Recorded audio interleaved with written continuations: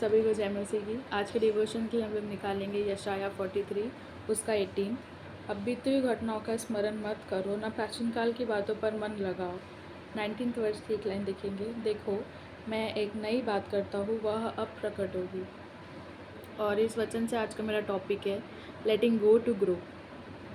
मैं आपको एक छोटा सा दृष्टांत बताना चाहूँगी। वैसा है, 4 लोग होते हैं, वो शराबी होते हैं, वो नशे में होते हैं, रात का वक्त होता है और उनको उनके गांव जाना होता है। तो उनके गांव जाने के लिए उनको नदी पार करनी होती है और वहाँ बहुत सारी नाव रखी हुई रहती है। वो लोग चारों नाव में चढ़ जाते हैं और वो नाव को चलाते हैं। वो चलाते रहते हैं और ऐसे करके रात से सुबह हो जाती है, पर वो वहीं के वहीं रहते जहाँ से उन्होंने स्टार्ट करा था। ऐसा क्यों? क्योंकि आप और मैं दोनों जानते हैं कि नाव से उतरने के बाद जो नाव वाला होता है वो रस्सी से बांध के रखता है नाव को, ताकि उसकी नाव आगे पानी में ना चली जाए, है ना। तो अगर वो रस्सी को खोल देते, रस्सी को काट देते, तो वो आगे बढ़ जाते। सेम एग्जैक्टली हमारे लाइफ में भी ऐसा ही होता है। जब हम अपनी सफलता के पीछे, अपनी सक्सेस के पीछे भागते हैं, अपने एम के पीछे जाते हैं, तो हम हमेशा वापस पीछे आ जाते हैं। ऐसा क्यों?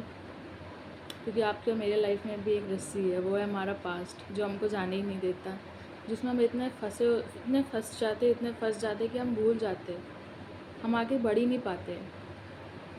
और इसलिए 2 कुरिन्थियों 5 उसके 17 में लिखा है, जो कि प्रभु में वह नई सृष्टि है, पुरानी बातें बीत गई, देखो सब बातें नई हो गई है।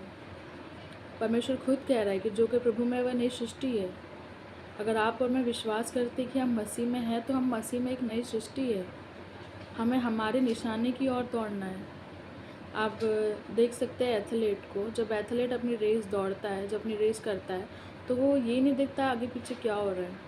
उसको पता होता है कि मेरी फिनिशिंग लाइन इतने में है, मेरे को इतना कंप्लीट करना है, मेरे को इतना किलोमीटर रन करना ही है, और वो सिर्फ अपनी फिनिशिंग लाइन के पीछे भागता है। वो कुछ नहीं सोचता है। आज आपकी और मेरी फिनिशिंग लाइन भी यही है। हमारी फिनिशिंग लाइन भी हमारा परमेश्वर में अनंत जीवन है, उसके साथ चलना हमारा जीवन है। क्योंकि हम उससे दूर रहकर हम कुछ नहीं कर सकते, कुछ भी नहीं कर सकते। हम ना अपनी लाइफ में कोई खुशियाँ देख पाएंगे, ना सक्सेस देख पाएंगे, कुछ भी नहीं। अगर हम अपनी लाइफ में आगे बढ़ना चाहते हैं, तो हमको प्रभु यीशु मसीह के साथ चलना पड़ेगा, उससे हमें अपना संपर्क रखना पड़ेगा। क्योंकि वही है जो हमको सब कुछ दे सकता है, खुशियाँ दे सकता है, अपना सक्सेस दे सकता है, अपनी लाइफ का एम कंप्लीट करने में हमारी मदद कर सकता है ना। क्योंकि हम हमेशा एक्सक्यूज़ेस बनाते रहते हैं अपने पास्ट को नहीं जाने देने के लिए। एक्सक्यूज़ेस बनाते हैं कि अरे अब, अरे तब, ऐसा। बट हम कभी उस रस्सी को काट ही नहीं पाते, खोल ही नहीं पाते, क्योंकि हम एक्सक्यूज़ेस बना रहे हैं।